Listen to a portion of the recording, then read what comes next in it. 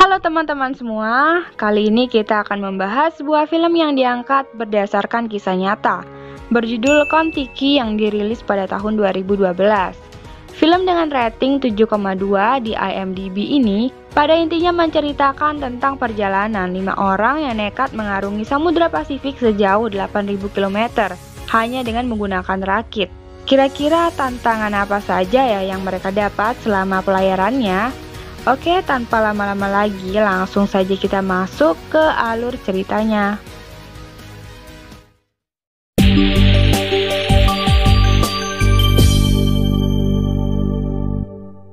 Cerita ini bermula pada tahun 1937. Thor dan juga istrinya yang bernama Liv, yaitu seorang ilmuwan yang berasal dari Norwegia, sudah tinggal bertahun-tahun di sebuah pulau terpencil bernama Fatuhiva di Polinesia.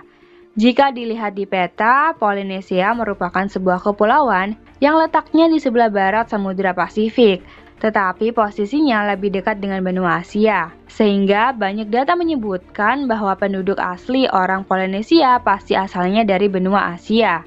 Hari demi hari pun berlalu, setiap harinya Thor dan juga Liv banyak menghabiskan waktunya dengan meneliti apapun yang ada di sana, dan menuliskannya menjadi sebuah buku. Hingga pada suatu hari, saat Thor meneliti buah nanas yang ia temukan, Thor mendapati kesamaan persis dengan buah nanas yang ada di Amerika Selatan.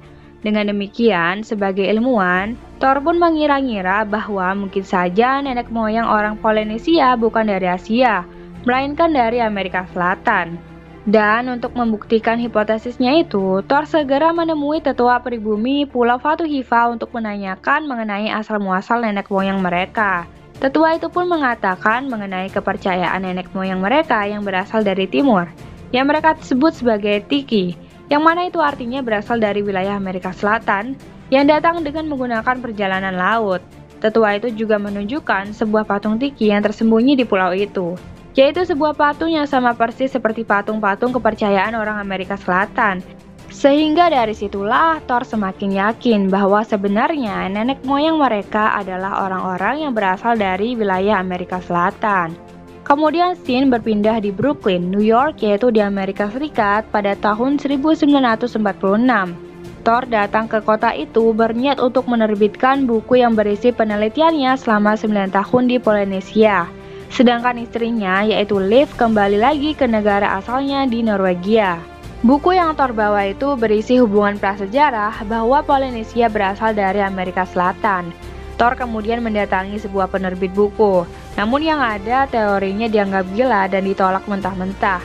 Karena menurut penelitian antropologi yang sudah ada waktu itu, tidak mungkin ada orang Amerika yang mampu berlayar menyeberangi ganasnya Samudra Pasifik.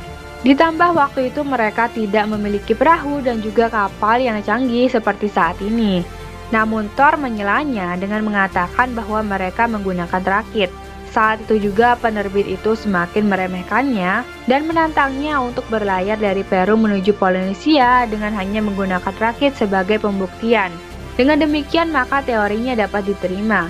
Nah, kenapa Peru? Karena Peru lah negara yang berada di paling barat benua Amerika dan yang paling dekat dengan Samudra Pasifik. Karena merasa ditantang dan juga diremehkan, Thor segera pergi menuju ke National Geographic untuk mencari dana demi membuktikan ekspedisinya itu, yaitu berlayar dari Peru menuju Polinesia hanya dengan menggunakan rakit sejauh 8.000 km seperti apa yang dilakukan Tiki 1.500 tahun yang lalu, yaitu tanpa bantuan mesin dan hanya menggunakan angin serta arus laut saja. Namun lagi dan lagi, teorinya dianggap gila karena berlayar hanya dengan menggunakan rakit sama saja dengan menjalankan ekspedisi bunuh diri di tengah ganasnya Samudra Pasifik. Penolakan-penolakan itu tentu membuat Thor terbaring lemas di tempat tidurnya karena selama ini kerja kerasnya dianggap sebagai omong kosong belaka. Namun tidak menyerah di situ, kemudian Thor pergi ke sebuah bar. Terlihat ia sedang merekrut beberapa orang yang bersedia ikut ke dalam ekspedisinya. Namun lagi dan lagi idenya dinilai sangat gila dan di sana tidak ada satupun yang mau ikut dengannya. Thor pun keluar dari bar itu dengan perasaan kecewa. Namun tiba-tiba dari belakang ia dihampiri oleh seseorang bernama Herman yang ternyata dari tadi mendengarkan penjelasannya secara diam-diam. Herman yang hanya berprofesi sebagai sales kulkas pun kemudian menawarkan dirinya untuk ikut ke dalam ekspedisi Thor. Singkat cerita, Thor pun mengiyakannya dan mereka pun berteman. Dan keesokan harinya, mereka berdua segera memesan tiket pesawat untuk menuju Peru. Sebelum berangkat, Thor pun terlebih dahulu menelepon istrinya dan memberikan kabar bahwa ia akan segera berlayar mengarungi Samudra Pasifik. Namun karena itu adalah perjalanan yang menaruhkan nyawa, belum lagi Thor yang tidak bisa berenang, istrinya pun menahannya dengan mengatakan bahwa anak mereka telah menunggu di rumah. Namun karena sudah hampir 10 tahun lamanya Thor berjuang demi penelitiannya itu, tentu ia tidak mau menyerah begitu saja. Ia tetap saja berangkat agar kerja kerasnya selama ini tidak sia-sia. Thor dan juga Herman pun kemudian terbang menuju Peru. Pada tanggal 3 Februari tahun 1947, mereka kemudian disambut oleh 3 orang teman Thor yang datang dari Norwegia. Mereka adalah Thorstein, Knut, dan juga Erik. Thor kemudian mengenalkan Herman kepada mereka. Tidak lupa Thor juga menjelaskan desain rakit yang harus dibuatnya, yang harus sama persis dengan metode kuno seperti apa yang dulu Tiki pernah buat, yaitu 1500 tahun yang lalu dengan menggunakan kayu balsa. Namun setelahnya Thor mengatakan bahwa perjalanan mereka tidak bisa langsung berangkat karena mereka masih membutuhkan dana lagi demi keperluan logistik dan juga bahan makanan untuk memenuhi 100 hari pelayaran mereka. Kemudian scene berpindah di mana Thor dan juga teman-temannya menginap. Pada saat itu Thor sedang duduk-duduk sambil memikirkan dana pelayarannya. Ia kemudian dihampiri oleh seorang pria bernama Bang. Bang menyapanya karena ia pernah melihat Thor serta ekspedisinya yang dimuat di koran. Bang kemudian menawarkan dirinya untuk ikut ke dalam pelayarannya. Bang merupakan seorang etnografer yang juga ahli dalam mengoperasikan kamera. Sehingga Thor pun menyetujuinya untuk ikut ke dalam ekspedisinya demi kepentingan dokumentasi. Hari demi hari pun berlalu. Thor dan juga teman-temannya kini diusir dari hotel mereka tinggal karena sudah 3 minggu mereka menginap tanpa membayar. Thor kemudian nekat mendatangi istana kepresidenan Peru untuk mencari dana. Agar disetujui, Thor pun menjelaskan bahwa ia akan membawa nama Peru dalam ekspedisinya. Dengan demikian, mereka akan membuktikan kepada dunia jika Peru lah orang pertama yang menginjakan kaki di Polinesia. Mendengar hal itu, Thor pun disetujui oleh sang presiden. Kemudian ia didanai sepenuhnya serta diberi berbagai perlengkapan untuk kebutuhan ekspedisinya. Hingga hari yang dinanti-nanti pun tiba. Tanggal 28 April tahun 1947, Thor beserta kelima temannya dilepas dan disaksikan oleh penduduk Peru yang menyoraki kepergiannya. Dan sejak saat itulah mereka mulai berlayar hanya dengan mengandalkan angin dan juga arus laut. Tidak lupa mereka juga membawa radio transmisi untuk berkomunikasi dengan pers. Di mana di hari penuh semangat itulah, Thor mulai mengarungi Samudra Pasifik yaitu sejauh 5.000 mil atau setara 8.000 km demi menuju Polinesia. Dan sesampainya di tengah lautan, Thor pun dibantu teman-temannya memasang layar yang bersimbolkan wajah Tiki. Tidak lupa juga ia mendokumentasikannya di hari pertama perjalanan mereka mengarungi lautan. Lalu pada malam harinya, Thor mendapati Herman yang berada di luar. Kemudian Herman yang memang penakut mengatakan bahwa sebaiknya mereka mengganti tali penyambung rakit dengan kawat karena dikhawatirkan akan lepas. Namun Thor tetap pada pendiriannya sesuai dengan metode kuno dan mengabaikan permintaan Herman. Keesokan harinya mereka mencoba menghubungi pers menggunakan radio yang mereka bawa. Namun sayang setelah beberapa lama mencoba mereka tetap saja tidak mendapatkan sinyal. Lalu pada sore harinya, terdapat kilat dan juga petir yang menjadi pertanda bahwa badai akan segera datang. Dan benar saja, sebuah badai dan gelombang besar pun menghantam dan memporak-porandakan rakit mereka. Mereka semua berusaha mengikat tubuh mereka agar tidak terbawa oleh gelombang yang ganas. Tidak lama kemudian mereka pun mencoba menurunkan layar. Namun karena angin yang berhembus terlalu kencang, yang ada layar itu menjadi sobek terbelah menjadi 2. Di tengah badai itu, Thor juga sempat terlempar keluar. Namun untungnya teman-temannya segera menariknya untuk kembali ke atas rakit. Semalam pun berlalu, mereka semua kemudian terbangun dengan rakit yang sudah porak-poranda. Satu persatu di antara mereka saling bekerja untuk membenahi rakit akibat badai semalam. Kemudian mereka kembali menghubungi pers menggunakan radio yang mereka bawa. Namun untuk mendapatkan sinyal, mereka menggunakan sebuah kawat antena yang ditinggikan menggunakan sebuah balon. Dan saat baru saja pesawat radio itu mendapatkan sinyal, tiba-tiba Lorita, yaitu burung yang mereka bawa, langsung menggigitnya hingga kawatnya terputus. Sehingga untuk kedua kalinya mereka pun gagal menghubungi pers.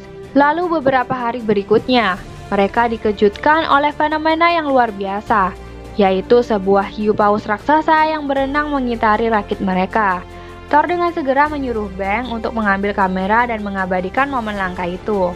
Karena merasa ketakutan sebagai seorang yang tidak pernah memiliki pengalaman melaut sebelumnya, Herman langsung mengambil sebuah harpun dan melemparkannya tepat di kepala hiu paus itu. Harpun yang masih terikat pada rakit tentu langsung terseret oleh ikan tersebut hingga rakit pun berputar menjadi 180 derajat. Beruntungnya tali harpun itu putus sehingga rakit tidak jadi karam. Melihat perbuatan Herman tadi, semua teman Thor dibuat emosi karena pada saat itu juga Erik, teman mereka, juga terjatuh akibat perbuatan konyol Herman. Namun Thor sebagai seorang kapten di rakit itu segera menenangkan teman-temannya dan meminta untuk memaklumi perbuatan Herman. Minggu demi minggu pun mereka lalui, hingga pada suatu malam mereka dikejutkan oleh sebuah cahaya yang muncul dari bawah rakit mereka. Dan pada saat mereka keluar, ternyata terdapat sekumpulan binatang laut yang memancarkan cahaya yang menari-nari di dekat rakit mereka. Lalu keesokan harinya, mereka ingin memeriksa kondisi rakit dari bawah air. Bang pun turun ke bawah dengan dilindungi oleh sebuah keranjang kayu karena ditakutkan ada hiu di bawah sana. Dan ternyata benar saja, saat baru saja turun, tiba-tiba Bang melihat seekor hiu yang melintas di depan matanya. Bang pun segera langsung naik lagi ke atas rakit. Dan selesainya kejadian itu, Thor dan juga teman-temannya kemudian masuk ke dalam rakit. Kemudian mereka berusaha untuk menghubungi pers dengan radio yang mereka bawa. Beruntungnya saat itu langsung terhubung. Thor pun dengan segera memberitahu di mana letak titik koordinat mereka berada dan menyampaikan bahwa semua awak rakitnya baik-baik saja. Meskipun sebenarnya mereka semua sudah merasa jenuh dan sangat lelah. Lalu setelah mengirim pesan, Thor pun turun ke dalam air dengan menggunakan perahu karet. Tujuannya adalah ingin mendokumentasikan perjalanan rakitnya dari kejauhan. Pada saat Thor baru saja merekam video, tiba-tiba ada seekor hiu yang berenang mendekatinya. Dengan segera teman-temannya pun menariknya dan untungnya Thor pun selamat. Namun tidak lama kemudian, burung peliharaan mereka tiba-tiba hinggap di pinggiran rakit dan berusaha untuk terbang. Lalu tiba-tiba sebuah hiu yang berenang-renang tadi langsung menyambarnya dan memakannya hidup-hidup. Melihat burung kesayangannya sudah mati, Erik yang tidak terima segera menangkap hiu itu dengan tangan kosong dan langsung membunuhnya tanpa belas kasihan, hingga darahnya pun berjatuhan yang mengundang kedatangan hiu-hiu lain mengelilingi rakit mereka. Herman yang sangat ketakutan melihat kejadian itu pun segera menghindar. Namun sayangnya, ia justru terpeleset hingga terjatuh. Thor dan teman-temannya pun segera melempar isi perut dari hiu yang dibunuh Erik tadi untuk memancing hiu-hiu lain menjauh dari Herman. Sedangkan satu orang dari mereka segera terjun ke air untuk menyelamatkan Herman. Dan syukurlah Herman pun berhasil diselamatkan. Kejadian itu pun mengajarkan mereka akan satu hal, bahwa seberat apapun tantangan yang ada di hadapan mereka akan tetap bisa teratasi jika dihadapi dengan kerjasama. Beberapa bulan pun berlalu, hingga suatu hari Erik pun memberitahukan kepada Thor bahwa perjalanan mereka sudah berada di jalur selatan Khatulistiwa, yang mana itu artinya bahwa perjalanan mereka sudah hampir selesai. Seekor burung camar pun menjadi pertanda bahwa daratan memang sudah dekat. Mereka semua kemudian berkumpul di luar rakit dan menatap burung itu dengan penuh haru dan bahagia bahwa perjalanan dan juga usaha mereka selama ini telah membuahkan hasil. Namun ternyata masih ada satu lagi tantangan di hadapan mereka yang harus dilewati, yaitu sebuah karang besar yang menjadi penghalang bagi mereka untuk sampai di daratan. Mereka kemudian memanfaatkan gelombang besar untuk berselancar. Dengan demikian, rakitnya akan terdorong sampai ke daratan. Mereka pun dengan segera membuang semua benda bermuatan berat untuk dijadikan sebagai jangkar. Dan saat gelombang besar pun datang, Mereka akhirnya terdorong dan akhirnya sampai di suatu pulau dan mulai menjejakkan kaki setelah 3 bulan lebih lamanya berada di atas lautan. Di akhir film diperlihatkan wajah-wajah bahagia di antara mereka semua. Kini Thor dapat membuktikan kepada dunia bahwa teorinya yang selama ini dianggap gila ternyata benar adanya. Itu semua karena tekad, usaha, dan kerja keras yang telah Thor dan teman-temannya bangun selama ini tidak pernah mengkhianati hasil. Kita pun dapat belajar dari ekspedisi ini, bahwa berlayar sejauh 8.000 km melintasi Samudra Pasifik dengan hanya menggunakan rakit ternyata bisa dilalui. Itu artinya tidak ada sesuatu yang tidak mungkin.